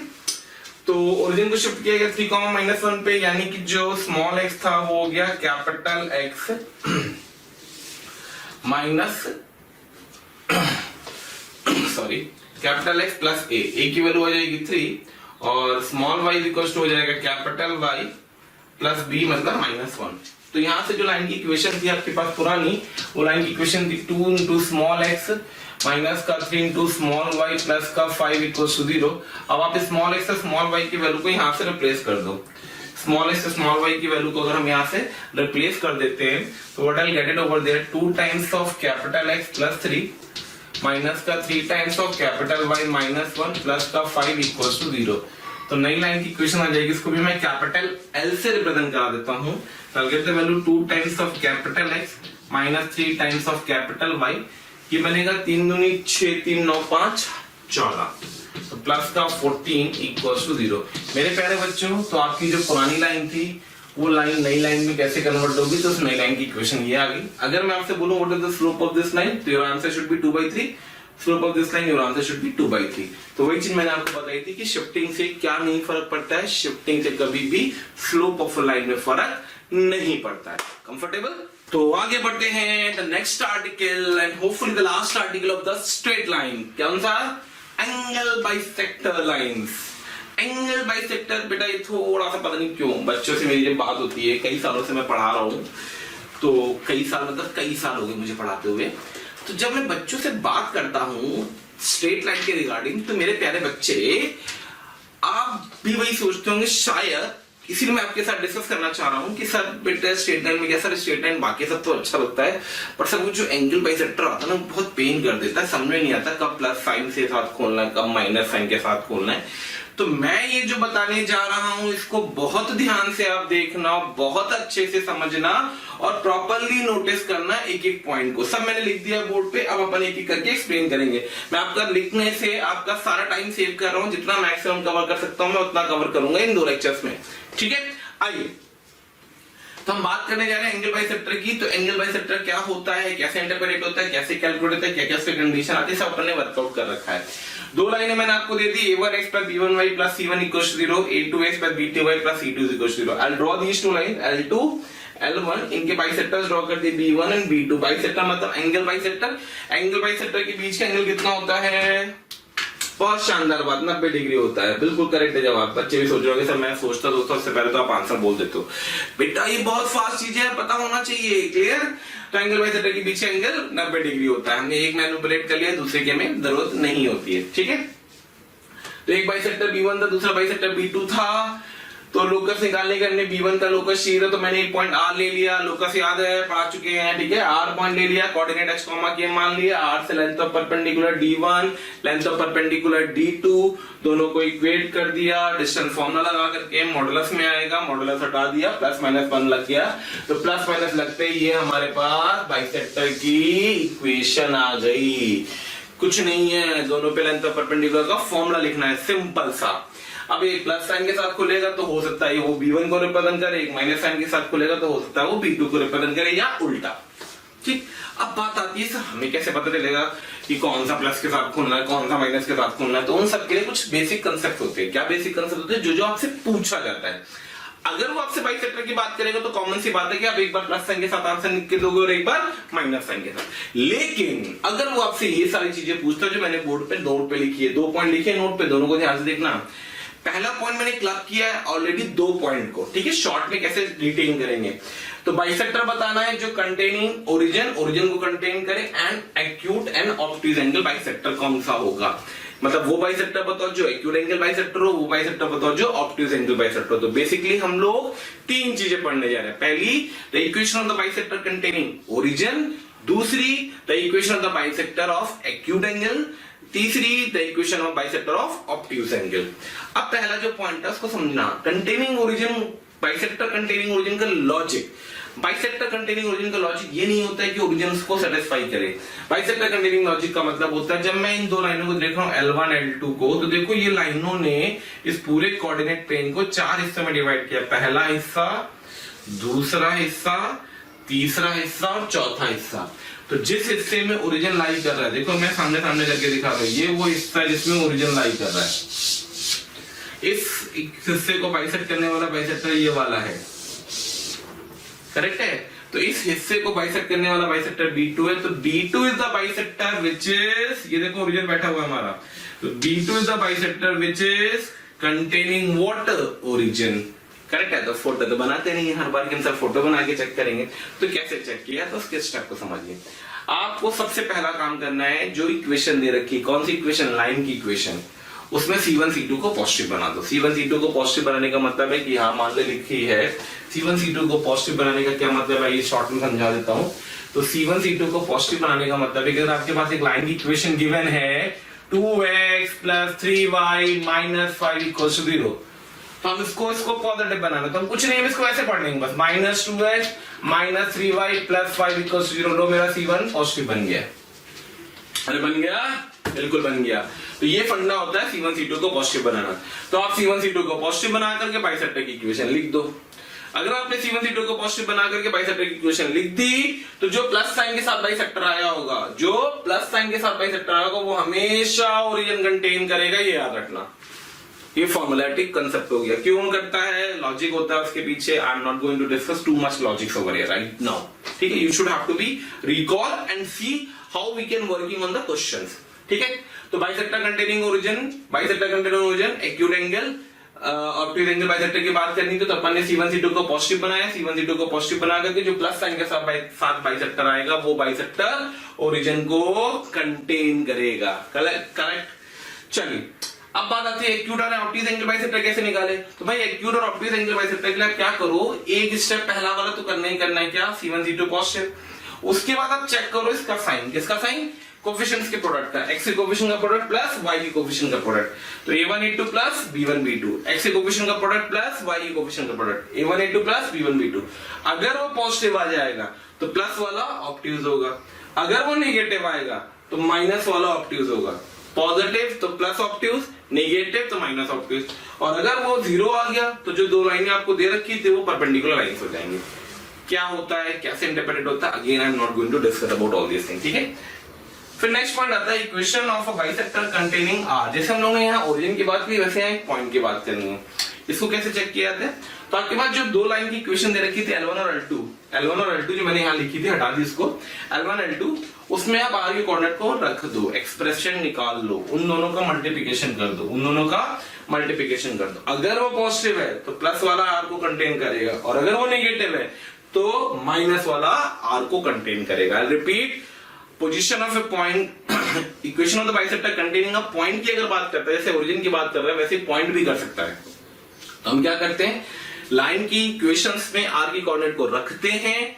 अगर उनका प्रोडक्ट पॉजिटिव आता है तो प्लस R को कंटेन करेगा, और अगर उनका प्रोडक्ट नेगेटिव आता है तो माइनस R को कंटेन करेगा।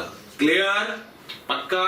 चलिए आगे बढ़ते हैं। नाउ द लास्ट आर्टिकल का अगला नोट का पॉइंट आ रहा है हमारा, कौन सा, equation of bisector in parametric form. Third note है ये हमारा, बाइसेक्टर्स की बात कर रहे हैं हम लोग, उसी में हम लोग तीसरे पॉइंट की तरफ बढ़ रहे हैं, equation of bisector in the parametric form. कई बार होता है कि पैरामेट्रिक में बहुत आसानी से क्वेश्चन करने में आसानी होती है, इसलिए हम लोग वर्कआउट कर लेते हैं उससे। तो आपके पास लाइन की इक्वेशन है, जैसे L1 और L2 लाइन की इक्वेशन, ये हमारी x एक्सिस है, ध्यान रखना, this is your x axis, ठीक है। तो L1 लाइन की equation x minus a upon cos alpha, y minus b upon sin alpha, यानी p से पास करिए at an angle of alpha, ठीक है। p की कोऑर्डिनेट है a, b। ऐसे L2 एक लाइन है x minus a, y minus b cos beta sin beta, again p से पास करिए with N angle of beta. तो इन दो लाइन की बाइसेक्टर्स है, B1 और एक B2 है, इनके हमें इक्वेशन निकालनी थी। तो मैंने क्या किया, इतना तो पता है कि सब एक ही पॉइंट पे कट करेंगे, तो बाइसेक्टर जिस पॉइंट से पास करेगा वो पता चल चुका है। अब हमारा मेन मोटो है कि हमें बस ये एंगल मिल जाए कि बाइसेक्टर कितने एंगल पे एक्स एक्सिस से इंक्लाइंड है। तो मेरे प्यारे बच्चों, उसके लिए अपन क्या कर रहे हैं, उसके लिए अपन क्या कर रहे हैं, थीटा को कैलकुलेट कर रहे हैं। कैसे कैलकुलेट कर, आइए देखते हैं। तो ये जो एंगल्स है दोनों बराबर है, ठीक है। ये बीटा है, ये अल्फा है, तो ये जो एंगल आएगा ये आएगा बीटा माइनस अल्फा पूरा, करेक्ट है। यहां से आता है पूरा एंगल होगा बीटा माइनस अल्फा। अगर मैं इसको ऐसे मार्क कर दूं तो ये बीटा माइनस अल्फा है। तो अगर मैं इसको आधा चाहिए तो मैं लिखूंगा बीटा माइनस अल्फा बाई 2, ठीक है। अब अगर ये अल्फा तो ये भी अल्फा होगा। अब ट्रायंगल की प्रॉपर्टी, कि exterior angles should be equal to the sum of the two interior angles, तो इन दोनों का सम थीटा के बराबर आ गया। तो beta minus alpha by 2 plus alpha equal to theta, theta equal to alpha plus beta by 2। और जो ये एंगल होगा, ये एंगल ये होगा 90 प्लस थीटा। कितना होगा, 90 प्लस थीटा। एक बाइसेक्टर थीटा पे होगा, दूसरा बाइसेक्टर कितने पे होगा, 90 प्लस थीटा पे होगा। तो एक बाइसेक्टर मैंने थीटा पे ले लिया, थीटा पे बाइसेक्टर ले लिया, तो इक्वेशन आ गई x minus a upon cos of alpha plus beta by 2, y minus b upon sin of alpha plus beta by 2। दूसरे को 90 प्लस थीटा रखना है, यानी cos of 90 plus theta minus sin theta, sin of 90 plus theta cos theta. तो दूसरी equation आ गई। तो ये अपने पास बाइसेक्टर्स की equation in the parametric format में दोनों निकल के आ गई। क्लियर है, कंफर्टेबल एवरीवन। चलिए अब अपन कुछ क्वेश्चंस को देखते हैं। कैसे देखते हैं, एक एक करके देखते हैं। Question number 31, question number 32, question number 33 and so on, ठीक है। तो आइए क्वेश्चंस को देखते हैं। तो let us assume question number 31 की बात करना स्टार्ट कर रहे हैं अपन। Find the equation of the acute and obtuse angle bisector of these two lines. मेरे प्यारे बच्चों, सबसे पहले हम लाइंस के C1 C2 को पॉजिटिव बनाएंगे, तो हमारे पास जो लाइन की इक्वेशन आ जाएगी वो आ जाएगी -4x -3y + 7 = 0 एंड L2 की इक्वेशन आ जाएगी -24x - 7y + 31 = 0। तो ये दोनों लाइनें हमारे पास कैलकुलेट होकर के आ गई। ठीक है, अब हम साइन चेक करेंगे A1 A2 B1 B2 का। तो A1 A2 + B1 B2 का सिर्फ साइन चेक करना है हमें। A1 -4 A2 -24 positive, B1 -3 B1 यानी अल्टीमेटली पॉजिटिव आ गया। अब अगर ये पॉजिटिव है तो जो प्लस वाला होगा वो ऑब्ट्यूज होगा और जो माइनस वाला होगा वो एक्यूट होगा। तो प्लस वाले को हिसाब से मैं ऑब्ट्यूज की बात करूंगा तो ऑब्ट्यूज बाइसेक्टर आएगा जो प्लस साइन के साथ खुलेगा, जो एक्यूट बाइसेक्टर आएगा जो माइनस साइन के साथ खुलेगा। तो प्लस साइन के साथ का मतलब हो गया -4x - 3y + 7 / 5 should be equals to plus. Correct है, सिंप्लीफिकेशन आप करेंगे, मैं सिंप्लीफिकेशन नहीं कर रहा हूं, कैलकुलेशन का तरीका बता रहा हूं। तो -24x - 7y + 31 / 25। ठीक है, तो ये हमारे पास आया प्लस साइन के साथ ऑब्ट्यूज एंगल बाइसेक्टर की इक्वेशन है। एक्यूट के लिए इसी का माइनस साइन ले लेना, you get the answer. Clear है? ओरिजिन कंटेनिंग कौन सा होगा? तो प्लस वाला ओरिजिन कंटेन भी कर रहा होगा। क्यों? क्योंकि C1 C2 को पॉजिटिव बनाने के बाद प्लस वाला बाइसेक्टर ओरिजिन कंटेनिंग होता है। कंफर्टेबल? कैलकुलेशन पार्ट है, इक्वेशन सा निकाल लीजिएगा। आगे बढ़ते हैं। ठीक है, क्वेश्चन नंबर 32 देखते हैं। तो मेरे प्यारे बच्चों, क्वेश्चन नंबर 32 में क्या दिया गया है? क्वेश्चन नंबर 32 में दिया गया find the equation of bisector containing R। Okay, तो R को कंटेन करने वाले हैं, तो किसी पॉइंट को कंटेन करने के लिए सबसे पहले L1 of R into L2 of R को चेक करेंगे। ठीक है, तो आइए L1 ऑफ R का मतलब क्या होता है आपके बारे में बता ही देता हूं। ठीक है, L1 ऑफ R का मतलब होता है L1 की इस एक्सप्रेशन में x और y को इससे रिप्लेस कर दो। तो 3 इंटू -1, तो I'll get the value 3 into -1 L1R -4 into 2 plus का 2, ये हो गया L1R। L2R में आते हैं 5 into -1 5 into -1 प्लस का 12 into 2 माइनस का 8। ठीक है, सिंप्लीफाई करेंगे इन दोनों को तो what will get over there -3 - 8 + 2 negative आएगा, -5 + 24 पॉजिटिव आएगा। पॉजिटिव इंटू नेगेटिव तो अल्टीमेटली ये नेगेटिव आ जाएगा और नेगेटिव आ जाएगा तो माइनस साइन वाला बाइसेक्टर जो होगा, माइनस साइन वाला बाइसेक्टर वो इस पॉइंट को कंटेन करेगा। तो माइनस साइन वाला बाइसेक्टर लिख देते हैं अपन, तो आ जाएगा 3x - 4y + 2 / 5 equals to minus sign. ठीक है, 5x + 12y - 8 / 13। तो बेटा इसको सिंप्लीफाई कर लेना, ये वो बाइसेक्टर आएगा, ये वो बाइसेक्टर आएगा जो बाइसेक्टर किसको कंटेन कर रहा है, वो जो बाइसेक्टर होगा वो R पॉइंट को कंटेन कर रहा है। कंफर्टेबल? चलिए आगे बढ़ते हैं नेक्स्ट क्वेश्चन की तरफ। Question number 33। क्वेश्चन नंबर 33 देखते हैं। तो क्वेश्चन नंबर 33 में क्या कह रहा है वो आपसे? तो क्वेश्चन नंबर 33 में कह रहा है late P be a point, Q be a point, R be a point, find the equation of angle bisection। देखिए जेई का क्वेश्चन है ये। किसका क्वेश्चन है? जेई का। कैसे करा जाता है ये इसको सीखे। तीनों को ड्रॉ कर दो। खच। पप्पू बैठे हैं -1, 0 पे, Q बैठा है ओरिजिन पे और ये बैठा है R 3,3√3। ठीक है, ये है -1, 0, तो ये बन गया आपका ट्राइंगल। आपको इस ट्राइंगल का एंगल बाइसेक्टर चाहिए। कौन सा angle? Find the equation of bisector of angle PQR। PQR मतलब ये बाइसेक्टर की इक्वेशन चाहिए, मतलब ये एंगल और ये एंगल बराबर होना चाहिए। ठीक है, पॉइंट पता है, एंगल मिल जाए, काम खत्म। बिल्कुल शानदार बात। तो आइए सबसे पहले हम कैसे कैलकुलेशन करते हैं। कोई इक्वेशन निकालनी है, एंगल बताओ कितना है। खा 3/3√3 है, 3 यानी कि √3 मतलब 60। करेक्ट है, 60 मतलब 120, 120 मतलब अगेन 60, टोटल 120। यानी कि y - 0 = 10 120, 10 120 मतलब माइनस का √3 into x - 0, यानी अल्टीमेटली y की इक्वेशन होगी y + √3x = 0। ठीक है, तो ये हमने वर्कआउट किया। चलिए आगे बढ़ते हैं। तो नेक्स्ट है आर्टिकल स्ट्रेट लाइन में नेक्स्ट पार्ट जो आता है स्ट्रेट लाइन का, which is known as the pair of straight line. किसकी बात करें यार? Pair of straight line. अगर मैं इसकी इंपॉर्टेंस की बात करूं तो रिलेटिवली थोड़े से कम क्वेश्चन आते हैं मेंस में, बट ऐसा नहीं है, जैसा मैं बार बार बोलता हूं कि आर्टिकल कोई भी आप स्किप करें। तो पेयर ऑफ स्ट्रेट लाइन के अंदर सबसे पहले हम बात करने जा रहे हैं होमोजेनियस फॉर्म की। होमोजेनियस फॉर्म क्या होता है लाइंस का? वो सारी लाइनें जो ओरिजिन से पास करती है वो होमोजेनियस लाइंस कहलाती है। सिंपल सा फंडा, ठीक है। अब क्योंकि वो पेयर की बात कर रहा है, मतलब दो इक्वेशन की क्लबिंग कर रहा है, दो लाइन की इक्वेशन को क्लब कर रहा है, तो आपको दिख रहा होगा मैंने सेकंड डिग्री कर्व ले रखा है ax² + 2hx² + by² = 0। ये सेकंड डिग्री कर्व बेसिकली दो लाइनों को रिप्रेजेंट करता है। एक L1 होती है y = m1x और एक लाइन होती है y = m2x। मैंने y = m1x और y = m2x क्यों लिया बेटा? क्योंकि ये लाइनें कहां से पास करी? ओरिजिन से, इसलिए मैंने y = m1x और y = m2x लिखा। दिखा? चलो आगे बढ़ते हैं। इनके बीच के एंगल को मैंने थीटा माना है। अब कैसे इंटरप्रिटेशन हो रहा है? इन्हीं दोनों को मैंने क्लब करके मल्टीप्लाई कर दिया, तो ये भी एक y² में इक्वेशन बनेगी, ये भी एक y² में, लेकिन यहाँ पे y² का कोफिशिएंट b था, यहाँ पे y² कोफिशिएंट 1 बनता है, इसलिए मैंने b से मल्टीप्लाई किया। दोनों को कंपेयर करेंगे, मल्टीप्लाई करके क्वाड्रेटिक वाला फंडा सबको आता है। तो जब आप ये करेंगे तो आपके पास तीन रिजल्ट निकल के आते हैं। पहला रिजल्ट निकल के आता है m1 + m2। जब आप कंपेयर करेंगे कोफिशिएंट के तो वहां से आपको मिल जाएगा m1 + m2 आता है -2h/b। फिर दूसरा रिजल्ट आता है m1 m2 जो कि a/b। याद होना चाहिए, इंपॉर्टेंट रिजल्ट है, you must have to be remember these two results. कोई भी स्किप नहीं करने की सिचुएशन में, जैसा मैं बार बार बोल रहा हूं, कॉर्डिनेट ज्योमेट्री रिजल्ट्स रटे, जितना रट सकते हैं उतना आपको फायदा होगा मेरे प्यारे बच्चों।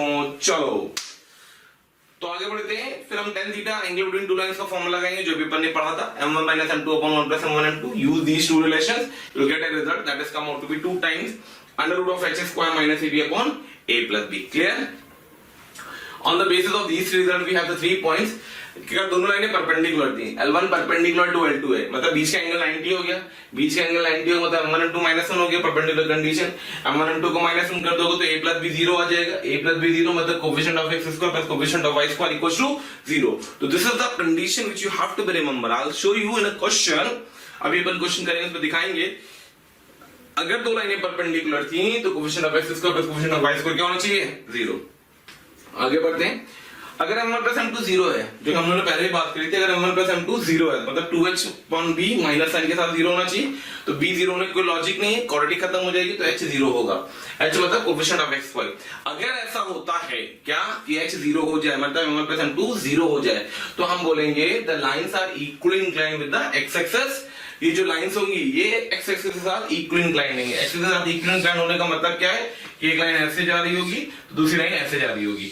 जितना एंगल ये जनरेट कर रही होगी उतना ही एंगल ये भी जनरेट करेगा। ये अल्फा एंगल है तो ये भी अल्फा एंगल होगा।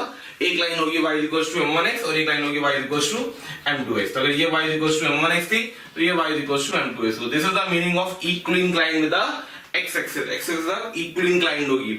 अब इस सिचुएशन में आपको दिख रहा होगा कि इसके लिए x axis और y axis, जिसको मैंने बोल रखा है कोऑर्डिनेट एक्सिस, किसका काम कर रहे हैं? बाइसेक्टर्स ऑफ द लाइंस का, बाइसेक्टर्स ऑफ द लाइंस का। इन दोनों लाइन के बाइसेक्टर कौन है? तो इसको मैं बोल देता हूं एक बाइसेक्टर होगा b1, इसको बोल देता हूं दूसरा बाइसेक्टर होगा b2। क्लियर हुआ? अगर आपको हमारे वीडियो पसंद आ रहे हैं तो आप उसको जरूर से जरूर लाइक एंड शेयर करें। उसके पीछे बेसिक लॉजिक ये है कि बहुत सारे ऐसे बच्चे हैं जिनके जो ये चीज़ें नहीं अभी अडॉप्ट कर पा रहे हैं इजीली, उन तक ये सारी चीज़ें पहुंच जाएं, इसके लिए हम आपसे बोल रहे हैं इसको लाइक एंड शेयर करें। ओके तीसरा पॉइंट है, यहीं से आता है इस वाले रिजल्ट से, tan theta = h² - ab। h² अगर ab के बराबर तो थीटा 0 हो गया, लाइन कॉन्स्टेंट हो गई। थीटा अगर h² ab से बड़ा है तो ये थीटा पॉजिटिव डिफाइंड होगा। डिफाइंड होगा मतलब lines are real, angle defined होगा। एंगल डिफाइंड होगा तो दो रियल लाइन जनरेट होंगी। और अगर h² - ab < 0 हो गया तो कभी भी tan थीटा की वैल्यू नहीं आएगी, और tan थीटा की वैल्यू नहीं आएगी तो h² ab क्या रिप्रेजेंट करेगा? इमेजिनरी लाइंस को रिप्रेजेंट करेगा। ठीक है, आगे बढ़ते हैं। नेक्स्ट पॉइंट नंबर 2 है हमारा पेयर ऑफ स्ट्रेट लाइन में non homogeneous form. What is the meaning of non homogeneous form and what is the difference between homogeneous form and non homogeneous form? Homogeneous form का मतलब होता है वो लाइनें जो पास कहां से कर रही है बेटा? ओरिजिन से। नॉन होमोजेनियस का मतलब होता है वो लाइनें जो ओरिजिन से पास ना करें। जैसे कि मैंने फोटो में दिखाया आपको, जो लाइनें ओरिजिन से पास करी थी अपनी, उनको उठा के शिफ्ट करके किसी पॉइंट P पे रख दिया अपने, शिफ्टिंग ऑफ ओरिजिन का सिंपल सा लॉजिक। तो क्या होता है? तो ये होता है कि any second degree curve board पे लिखा हुआ है equation ax² + 2hxy + by² + 2gx + 2fy + c = 0। Any second degree curve will represent क्या क्या रिप्रेजेंट करता है? Pair of lines, circle, parabola, ellipse and hyperbola. Correct है? 5 चीजें रिप्रेजेंट करता है। अभी हम बात करें सिर्फ पेयर ऑफ लाइन की, इसलिए मैं सिर्फ उतना ही डिस्कशन करूंगा। जब सर्कल आएगा तो सर्कल की बात कर लेंगे, पैराबोला आएगा तो पैराबोला की बात करेंगे एंड सो ऑन। ठीक है, तो ये रिप्रेजेंट करता है एक पेयर ऑफ लाइंस को, अगर तो ये कब रिप्रेजेंट करता है, जब डेल्टा क्या होता है, abc plus 2fgh minus f square minus bg square minus ch square equals to 0। तो जब डेल्टा 0 होता है तो ये second degree curve pair of lines को रिप्रेजेंट करता है। क्लियर? कैसे आता है? सिंपल सा फंडा होता है, y में क्वाड्रेटिक बना करके डिस्क्रिमिनेंट को परफेक्ट स्क्वायर बना देना इसका। जैसे इसको परफेक्ट स्क्वायर बनाओगे वैसे ये दो पेयर ऑफ लाइंस को रिप्रेजेंट करने लग जाएगा। तो वही डिस्क्रिमिनेंट लिखा हुआ है जो परफेक्ट स्क्वायर आप बनाओगे। ठीक है, तो उसका डिस्क्रिमिनेंट परफेक्ट स्क्वायर बनाते d0 होना चाहिए, तो d0 की कंडीशन लगा देना है इसमें। ठीक है, दोनों लाइनें पास करी, इक्वेशन आएगी y m1 plus c1 y m2 plus c2। जैसे अपन ने पिछला वाला रिजल्ट किया था, मल्टीप्लाई करके कंपेयर किया था, वैसे यहाँ पे इन दोनों को मल्टीप्लाई करेंगे, b से मल्टीप्लाई करेंगे और इसके साथ कंपेयर कर देंगे तो सारे रिजल्ट्स आपके आ जाएंगे, वो वही आते हैं by default. m1 plus m2 आपस से वही मिलता है, मुझे जो पहले मिला था माइनस का 2h/b, m1 m2 मिलता है a by b और tan theta is equal to मिलता है 2 times under root of h square minus ab/a plus b। Clear? Okay, next एक पॉइंट होता है कि इक्वेशन होता है एंगल, इक्वेशन होता है pair of bisector of the homogeneous line. कोई होमोजेनियस अगर लाइंस है, जैसे हमारे पास लाइन की इक्वेशन है ax square plus 2hx plus by square equals to 0, ये एक होमोजेनियस लाइन है जो भी अपन ने जस्ट पहले से पढ़ा था पॉइंट नंबर 1 में। ठीक है, उसकी बाइसेक्टर्स की जॉइंट इक्वेशन क्या होगी? तो उसके बाइसेक्टर की जॉइंट इक्वेशन होती है x square minus y square upon a minus b is equals to xy by h। आइए इसका प्रूफ देखते हैं। आप सोच रहे हो सर आपने अभी तक कोई प्रूफ नहीं दिया, फिर इसका प्रूफ क्यों देने लग गए? अरे बेटा, प्रूफ अपने आप में इंपॉर्टेंट है कंसेप्ट वाइज। वैसे तो मैंने आपको बताया है अभी पैरामेट्रिक में जब हम लोगों ने वर्किंग करी थी लाइंस की इक्वेशन में, पैरामेट्रिक में अगर आपको याद हो, वही फंडा मैं यहाँ पे करने जा रहा हूँ। क्या करने जा रहा हूँ देखिएगा। तो आपके पास दो लाइनें हैं, दोनों ओरिजिन से पास करती, ठीक है, एक लाइन ये ले ली और एक लाइन ये ले ली। ठीक है, अब इसके बाइसेक्टर चाहिए, तो एक बाइसेक्टर ये ले लिया, हम एक के रिस्पेक्ट में बात कर लेते चल जाएगा। मान लो ये शेड वाला बाइसेक्टर ले लिया अपन ने। ठीक है, तो ये एंगल अगर अल्फा 1 था लाइन 1 के लिए, ये एंगल अल्फा 2 था लाइन 2 के लिए, सॉरी अल्फा 2 था लाइन 2 के लिए, और ये एंगल थीटा था। तो what we want a relation between theta alpha 1 and alpha 2। तो ध्यान से देखो कि कैलकुलेशन करी थी, alpha 2 minus alpha 1, alpha 2 minus alpha 1 by 2 कर दोगे तो ये एंगल आ जाएगा। यानी जो थीटा होगा कुछ नहीं होगा, होगा alpha 1 plus alpha 2 minus alpha 1 by 2। यहाँ से थीटा इज इक्वल टू आ जाएगा alpha 1 plus alpha 2 by 2, 2 theta लगा देना, करेक्ट है, दोनों साइड 10 लगा देना। तो tan 2 theta should be equal to tan alpha 1 plus tan alpha 2 upon 1 minus tan alpha 1 into tan alpha 2। अब क्या करना है? कुछ भी नहीं करना है। लाइन 1 है तो अगर मैं इसके m1 की बात करूं तो वो लिखा y is equal to m1x, यहां से बात करेंगे तो y is equal to m2x, correct है। इनकी जॉइंट इक्वेशन आएगी, m1 प्लस m2 आएगा, नीचे 1 माइनस m1 m2 आएगा, तो m1 प्लस m2 मतलब माइनस का 2h बाई b आएगा, 1 अपॉन m1 m2 मतलब a बाई b आएगा, और tan थीटा मतलब 2 tan थीटा। अब tan थीटा कैसे निकलेगा वो देखो। तो मान लो यहाँ एक पॉइंट ले लो r, जिसके अकॉर्डिंग ले लेना x, y, जिसका हमें लोकस चाहिए। तो ये इस लाइन का स्लोप मिल जाएगा हमें, तो tan थीटा हो जाएगा y बाई x, तो ये हो जाएगा 2 tan theta 2y by x upon 1 minus y square upon x square. Simplify कर देना, ये रिजल्ट आ जाएगा आपके पास। आप सोचोगे सर आपने ये क्यों बताया? अरे बेटा मैंने इसलिए बताया कि एंगल बाइसेक्टर में किस तरीके से एंगल से खेलना होता है वो आपको अच्छे से आना चाहिए। क्लियर? चलिए नेक्स्ट पॉइंट है हमारा, आगे बढ़ रहे हैं। पेयर ऑफ स्ट्रेट लाइन में होमोजेनाइजेशन। कौन सा पॉइंट है? होमोजेनाइजेशन। अभी होमोजेनाइजेशन होता क्या है भाई, किसी कहते हैं होमोजेनाइजेशन। तो होमोजेनाइजेशन एक्चुअली में प्रोसेस है क्या, एक नॉन होमोजेनियस कर्व को होमोजेनियस में कन्वर्ट करना। होमोजेनियस कर्व उस लाइंस को रिप्रेजेंट करेगा जो ओरिजिन से पास करती है, तो एक नॉन होमोजेनियस लाइंस को होमोजेनियस लाइंस में कन्वर्ट करना है, कर्व को कन्वर्ट करना हमारा होमोजेनाइजेशन कहलाता है। It is the process in which you have to convert this second degree curve ax square plus 2hx square plus by square plus 2gx plus 2y plus c which is a non homogeneous curve into a homogeneous। how proceed करते हैं देखिए। तो एक curve दे रखा और एक line दे रखी है, दोनों इंटरसेक्ट करते हैं। कहां का इंटरसेक्ट करते हैं? a पे और b पे, ठीक है। a को o से ज्वाइन करा, b को o से ज्वाइन किया, और मुझे o और o b की ज्वाइंट इक्वेशन चाहिए।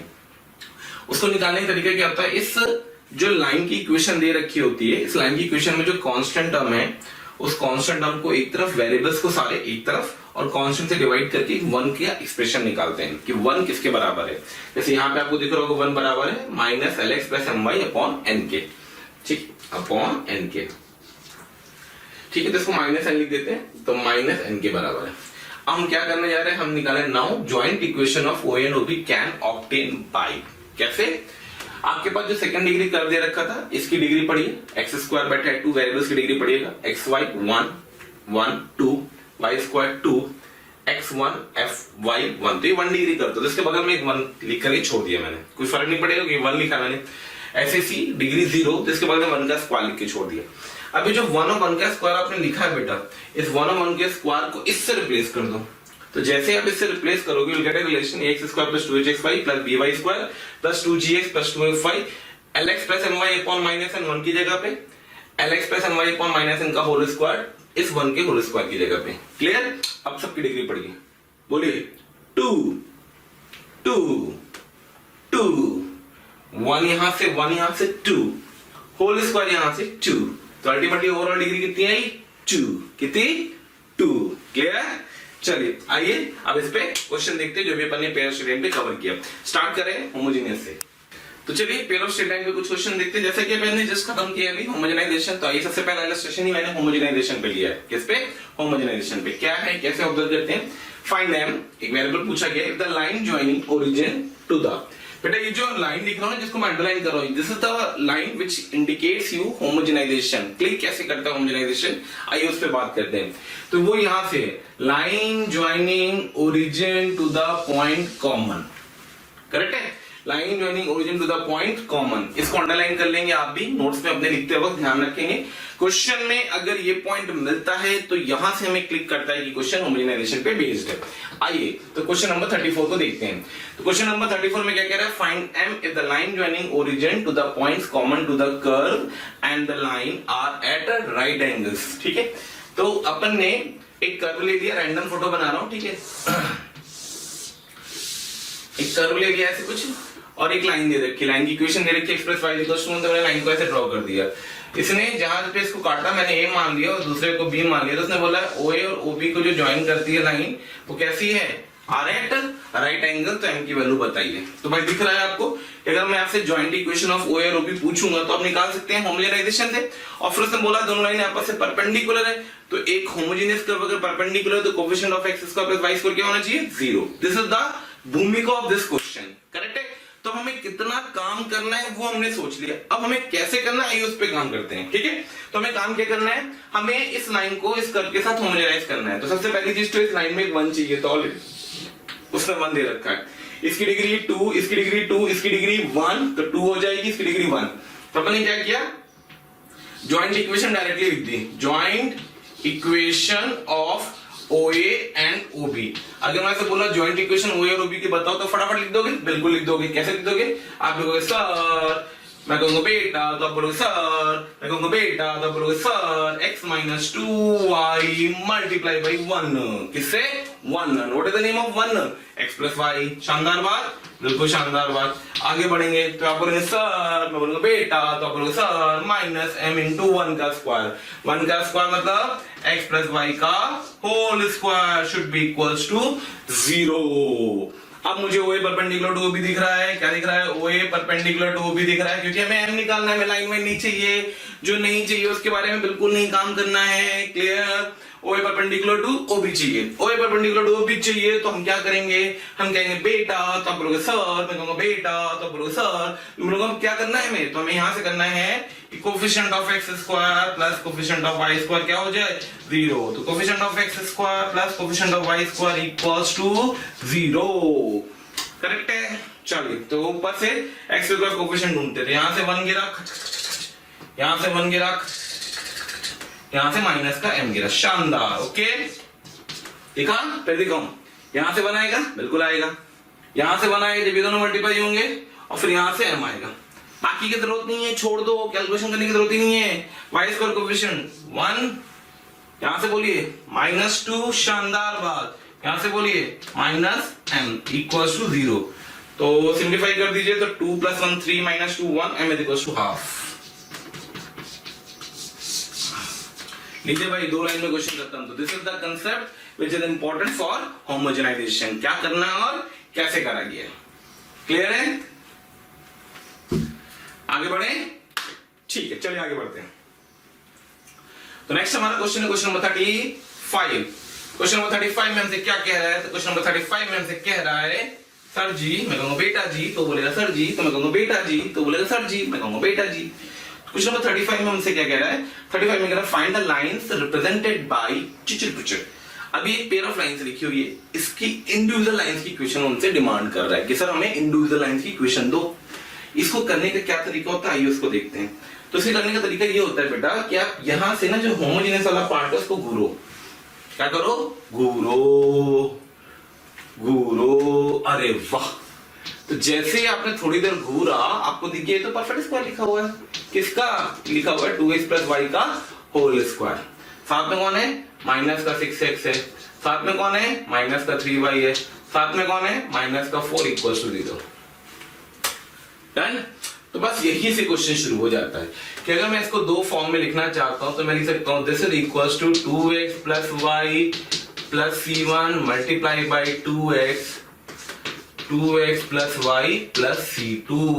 क्यों? क्योंकि जब इसका होमोजेनियस वाला पार्ट जो आता है बेटा, वो इन्हीं दोनों के होमोजेनियस पार्ट से मल्टीप्लाई करके आएगा। बिल्कुल आएगा। अब क्या बचा हमें? c1 c2 निकालना। Compare the coefficient. क्या करूं? Compare coefficient.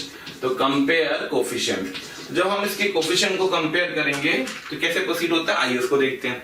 तो यहां से हमें c1 c2 चाहिए, तो हमने x का कोफिशिएंट कंपेयर किया और y का कोफिशिएंट कंपेयर किया। x का कोफिशिएंट लेफ्ट से -6 -3 और कांस्टेंट कंपेयर किया, कांस्टेंट आया -4। x का कोफिशिएंट, y का कोफिशिएंट एंड कांस्टेंट। x का कोफिशिएंट तो 2c2 + 2c1, 2c2 + 2c1, ठीक है, c1 + c2, करेक्ट है, एंड c1 c2। तो c1 c2 -4 आ गया, c1 + c2 -3 आ गया। देन दिस इंप्लाइज c1 = होगा -4 एंड c2 = होगा 1। किसी एक को -4 किसी एक को 1 ले लो।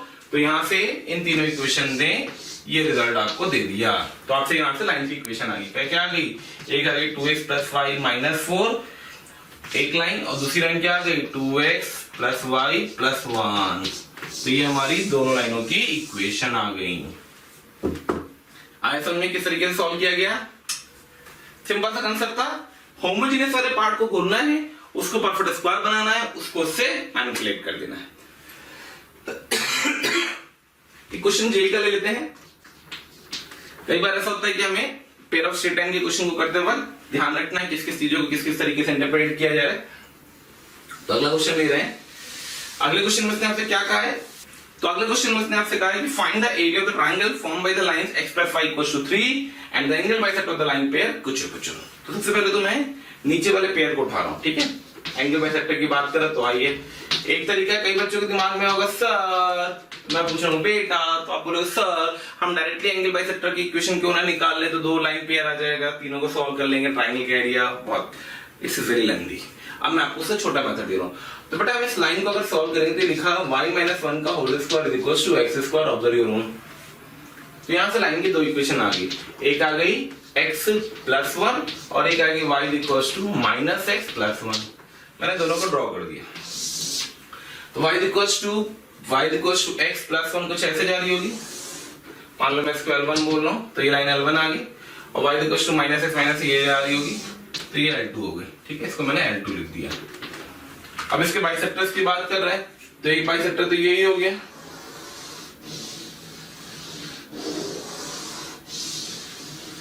क्या नाम होगा इसका? नाम होगा x = 0, और एक बाइसेक्टर ये हो गया,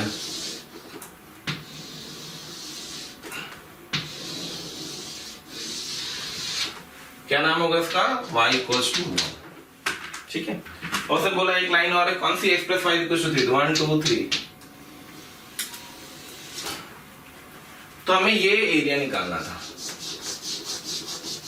हो गया खत्म, बहुत सिंपल सा है। पर ये लाइन कौन सी है? x + y = 3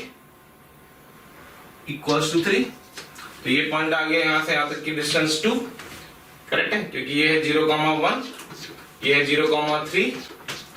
x y की वैल्यू 1 रख दोगे x2 आ जाएगा, तो इसके कोऑर्डिनेट आ जाएंगे 2,1। ये डिस्टेंस 2, ये डिस्टेंस 2, एरिया द ट्रायंगल कितना आ गया? Half into base into height, ultimately answer 2 unit, ठीक है। तो मेरे प्यारे बच्चों बच्चों, ये कुछ क्वेश्चन अपन ने कवर किया स्टेट टाइम के अंदर, सारा स्टेट टाइम मैंने कवर करा दिया। होपफुली आपने काफी चीजें रिवाइज करी होंगी। अब आप इसको सबको रिवाइज करने के बाद जेईई मेंस के प्रीवियस ईयर के क्वेश्चन को वर्कआउट करिए।